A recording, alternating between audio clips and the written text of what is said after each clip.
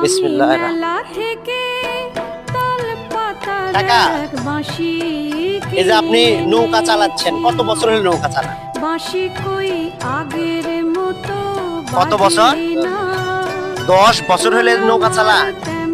এই যে আগে তো আমরা সিনেমার ভিতরে বা বিভিন্ন নাটকে দেখছি যে হচ্ছে আপনার ওই যারা নৌকা চালায়, দেখা যায় যে যখন হচ্ছে যে গুণ টানে বা নৌকার বইটা মারে, তখন দেখা যায় যে হচ্ছে বিভিন্ন রকম গান গায়।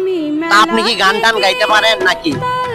কখনো ওই যে আপনার প্যাসেঞ্জার হচ্ছে আপনার কাছে আবদার করে না যে হচ্ছে আমাকে একটা গান শোনান বা না না ওগুলো গান টান পান না? না, তবে হচ্ছে গান শুনেন তো আপনি, না?